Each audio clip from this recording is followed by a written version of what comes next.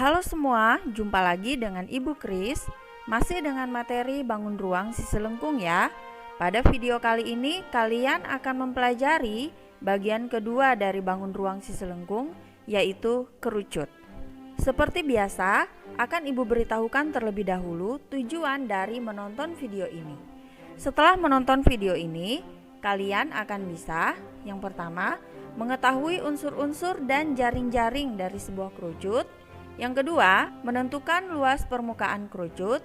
Dan yang ketiga, menentukan volume suatu kerucut. So, siapkan alat tulis kalian dan mari kita mulai.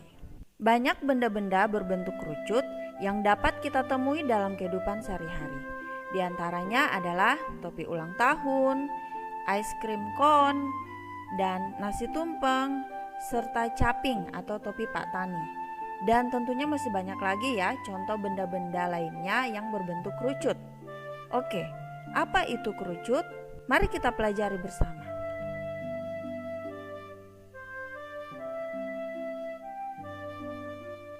Yang pertama kita lihat unsur-unsur kerucut. Jika dilihat dari gambar dua dimensi, maka kerucut itu seperti ini ya. Kerucut terdiri dari bidang bawah yang disebut dengan alas dan bidang lengkung atau selimut kerucut. Nah, berbeda dengan tabung ya, kerucut tidak mempunyai bidang atas atau tutup. Tetapi pada akhirnya bidang lengkungnya ini akan mengerucut pada satu titik yang disebut dengan titik puncak. Nah, perhatikan, pada bidang alas terdapat jari-jari atau dilambangkan dengan R ya. Kemudian pada kerucut terdapat garis tinggi. Nah, garis tinggi ini ditarik dari titik puncak ke titik pusat lingkaran alasnya. Nah, garis tinggi dan jari-jari saling tegak lurus. Ingat ya, dua garis yang saling tegak lurus dia akan membentuk sudut siku-siku. Berikutnya, ada sebuah garis yang terletak pada bidang lengkung atau selimut kerucut. Garis itu dinamakan garis pelukis yang dilambangkan dengan huruf S. Nah, garis pelukis ditarik dari titik puncak ke sebuah titik pada keliling lingkaran alas. Jadi garis pelukis itu terletak pada bidang lengkung atau selimut kerucut ya. Oke, sekarang Ibu mau perhatian kalian ada pada ketiga garis ini, yaitu S, T, dan R. Nah, ada hubungan yang dibentuk oleh ketiga garis ini. Kira-kira ada yang tahu? Iya, benar sekali. Ketiga garis ini saling terhubung membentuk segitiga siku-siku. Perhatikan segitiga siku-sikunya. Garis pelukis di sini atau S ini sebagai sisi miring, kemudian jari-jari R dan tinggi T ini sebagai sisi siku-sikunya. Nah, karena membentuk segitiga siku-siku, maka panjang garis pelukis, jari-jari, dan garis tinggi bisa kita hitung menggunakan teorema Pythagoras. Panjang garis pelukis S kuadrat sama dengan R kuadrat ditambah T kuadrat. Ini berdasarkan teorema Pythagoras ya. Masih ingat bunyi teorema Pythagoras? Iya, kuadrat sisi miring sama dengan jumlah kuadrat sisi siku-sikunya. Sekali lagi, di sini sisi miringnya adalah S atau garis pelukis, kemudian sisi siku-sikunya adalah R dan T. Berdasarkan hubungan ini, bisa diturunkan rumus untuk mencari panjang jari-jari dan garis tinggi dari sebuah kerucut. Panjang jari-jari R kuadrat sama dengan S kuadrat dikurang T kuadrat. Berlaku hal yang sama untuk mencari garis tinggi. Maka T kuadrat sama dengan S kuadrat dikurang R kuadrat. Ini penting ya, kalian harus benar-benar memahami dan mengingatnya. Oke, kita lanjutkan. Jika kerucut digunting menurut bidang alasnya dan berdasarkan panjang garis pelukisnya, kemudian hasilnya kita rebahkan, maka kerucut tadi akan menjadi seperti ini. Nah, ini disebut sebagai jaring-jaring kerucut. Ternyata jaring-jaring kerucut terdiri dari sebuah lingkaran dan sebuah juring lingkaran. Berdasarkan hal ini pula, maka kerucut bisa didefinisikan sebagai berikut. Kerucut adalah bangun ruang sisi lengkung yang dibentuk oleh sebuah alas berbentuk lingkaran dan selimut kerucut yang berbentuk juring lingkaran. Oke, inilah unsur-unsur dan jaring-jaring kerucut serta pengertian dari sebuah kerucut ya. Semoga bisa kalian pahami. Kita lanjutkan. Yang kedua yaitu luas permukaan kerucut. Seperti yang sudah Ibu jelaskan dalam video yang pertama bahwa luas permukaan suatu bangun ruang didapat dengan menjumlahkan luas seluruh permukaannya. Nah, perhatikan. Jaring-jaring kerucut yang merupakan permukaan kerucut ini terdiri dari selimut kerucut yang berupa juring lingkaran dan alas kerucut yang berupa lingkaran. Sehingga luas permukaan kerucut dihitung dengan menjumlahkan luas selimut dan luas alasnya. Sebelum Ibu lanjut, Ibu mau tunjukkan terlebih dahulu mengenai luas selimut kerucut ini ya. Perhatikan gambar jaring-jaring kerucutnya. Selimut kerucut merupakan juring lingkaran AOB ya. Sehingga diperoleh hubungan luas selimut kerucut AOB berbanding dengan luas lingkaran O sama dengan panjang busur AB, ini ya yang garis lengkung ini, berbanding dengan keliling lingkaran O. Nah, hubungan ini disederhanakan sebagai berikut.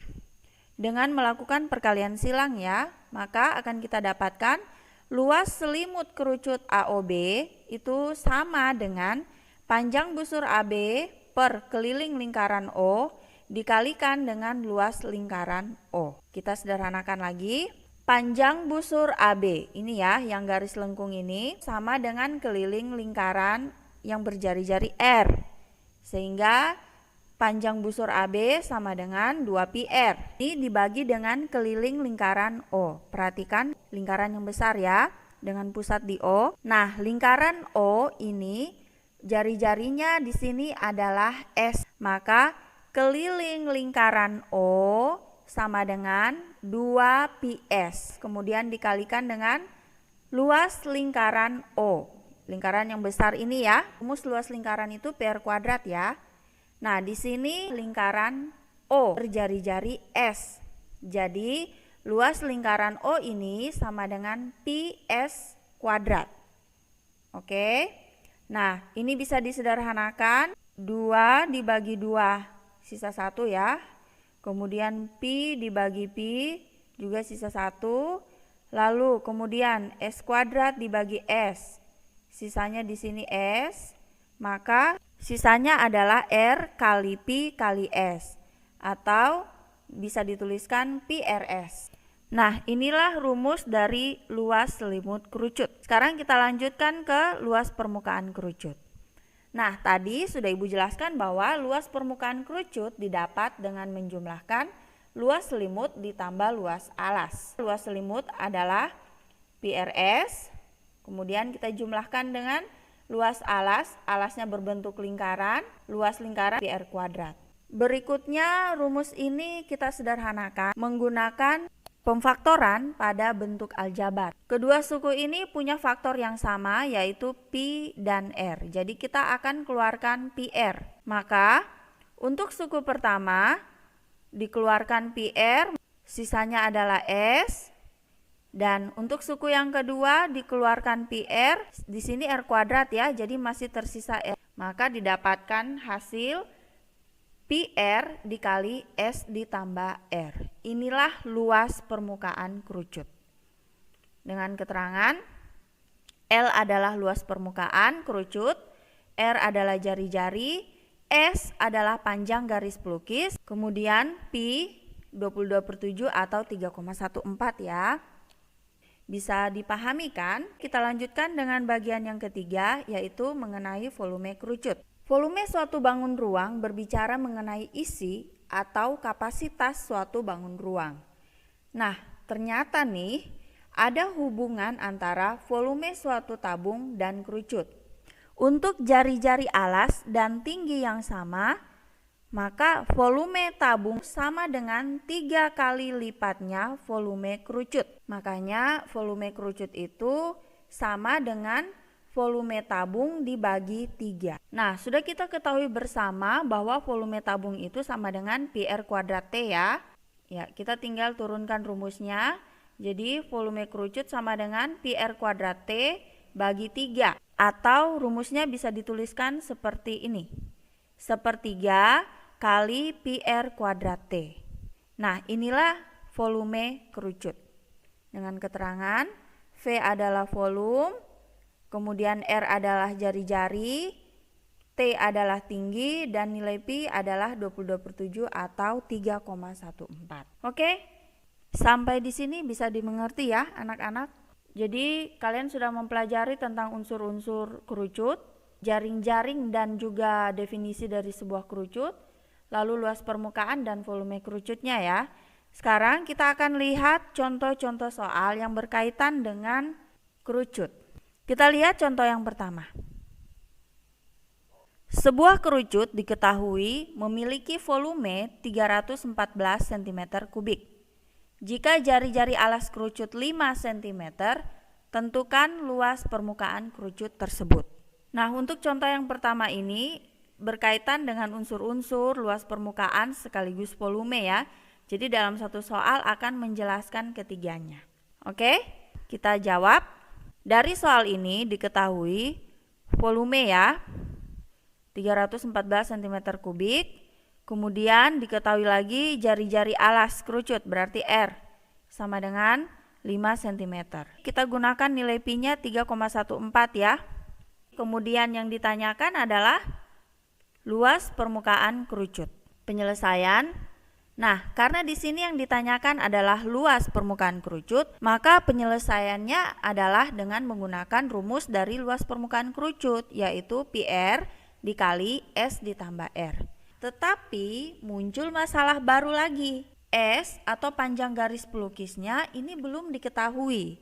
Sehingga untuk menuju ke sini, maka kita harus mencari terlebih dahulu berapa sih panjang garis pelukisnya. Nah, tadi sudah Ibu jelaskan ya bahwa untuk menghitung panjang garis pelukis, kita bisa menggunakan teorema Pitagoras. S kuadrat sama dengan R kuadrat ditambah T kuadrat. Sampai di sini bisa dipahami kan?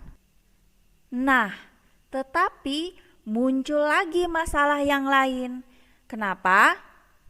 Ya, karena pada soal belum juga diketahui tinggi dari kerucutnya. Jadi, sebelum kita mencari nilai S, maka kita perlu mencari tingginya kerucut. Ya. Menggunakan apa? Ya, kita manfaatkan yang sudah diketahui di sini. Yaitu di sini ada volume. Volume kerucut itu rumusnya adalah 1/3 PR kuadrat T. Nah, volumenya diketahui 314 ya. Jadi kita ganti sama dengan 1/3 kali nilai Pi-nya kita pakai 3,14 kali R kuadrat, jari-jarinya 5. Berarti 5 kali 5 dikali T. Jadi kita mau cari T-nya ini berapa ya? Oke, kita lanjutkan. 1 dikali 3,14 itu tetap 3,14. Kemudian 5 dikali 5 itu 25. Jadi bisa ditulis seperti ini. 314 sama dengan 3,14 kali 25 kali T bagi 3. Didapatkan T sama dengan 314 dikali 3 per 3,14 dikali 25. Loh Bu Guru, kenapa bisa muncul seperti ini? Ya, perhatikan ya, Ibu jabarkan. Jadi sampai pada hasil ini adalah dengan menggunakan perkalian silang. Ingat bahwa bilangan bulat itu kalau dijadikan pecahan berarti penyebutnya adalah 1 ya. Jadi 314 itu sama dengan 314 per 1. Sama dengan 3,14 kali 25 per 3. Lalu dilakukan perkalian silang.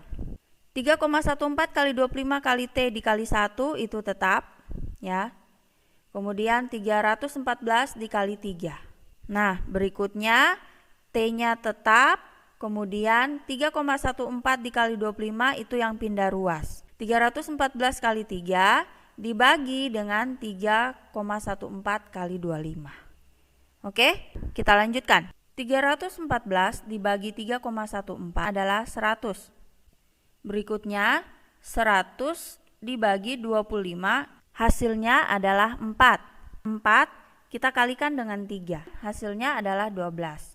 Jadi inilah tinggi kerucut. Nah, setelah kita dapatkan tinggi kerucut, barulah kita mencari nilai S-nya. Maka panjang garis pelukis atau S ya, yaitu kuadrat sama dengan R kuadrat ditambah T kuadrat. Kita ganti ya, R-nya adalah 5 dan T-nya adalah 12. Seperti ini. Kemudian kita hitung, 5 kuadrat itu 25, 12 kuadrat itu 12 kali 12 ya, 144. Kita jumlahkan, S kuadrat sama dengan 25 ditambah 144 adalah 169. Kita mau mencari S ya, karena di sini S kuadrat, maka yang di ruas kanan kita akarkan. Akar dari 169 adalah 13. Kita dapatkan panjang garis pelukisnya adalah 13 cm. Nah, sudah kita dapatkan panjang garis pelukis, barulah kita bisa selesaikan masalah ini dengan menggunakan rumus luas permukaan kerucut. Sehingga diperoleh luas permukaan kerucut sama dengan PR dikali S ditambah R. Kita masukkan angka-angkanya, Pi-nya adalah 3,14 kali R ya, R-nya adalah 5 kali di dalam kurung S-nya adalah 13, R-nya adalah 5. Kita hitung dulu yang di dalam kurung, 13 ditambah 5 itu 18. Sama dengan 3,14 kali 5 kali 18, hasilnya adalah 282,6. Jadi, luas permukaan kerucut tersebut adalah 282,6 cm persegi. Oke, untuk contoh yang pertama ini bisa dimengerti ya anak-anak. Kita lanjutkan dengan contoh yang kedua. Ini adalah soal penerapan ya, yang berkaitan dengan volume. Dalam masa pandemik ini, kita harus memperhatikan pola makan dan juga makanan yang kita makan. Harus bergizi ya. Salah satu menu makanan sehat yaitu sepaket nasi tumpeng dan lauk pauknya. Jika diketahui sebuah nasi tumpeng dengan bentuk kerucut sempurna, memiliki tinggi 30 cm dan panjang jari-jarinya 14 cm, berapakah volume nasi tumpeng tersebut? Oke, kita jawab ya. Diketahui tinggi kerucut ya 30 cm, kemudian jari-jari kerucut 14 cm. Nah, karena jari-jarinya di sini 14 itu bisa dibagi 7, maka kita gunakan nilai Pi-nya yang 22/7. Ya, inilah hal-hal yang diketahui.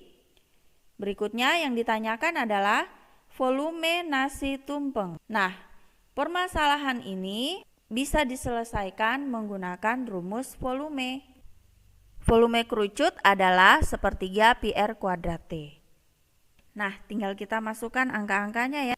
Maka volume sama dengan sepertiga kali 22/7 kali di sini R-nya adalah 14, jadi R kuadrat 14 dikali 14 dikali tingginya 30. 30 dibagi 3 hasilnya adalah 10. 14 dibagi 7 hasilnya adalah 2. Oke, tinggal kita kalikan saja sisanya. 1 kali 22 itu tetap ya 22. Jadi 22 dikali 2 dikali 14 dikali 10 didapatkan hasilnya adalah 6160. Jadi volume nasi tumpeng yang berbentuk kerucut tersebut adalah 6160 cm3. Oke, bisa dimengerti ya anak-anak? Ya, demikianlah pembahasan mengenai materi kerucut pada bangun ruang sisi lengkung ya. Tetap jaga kesehatan dan selalu semangat untuk belajar ya. Sampai jumpa di video berikutnya.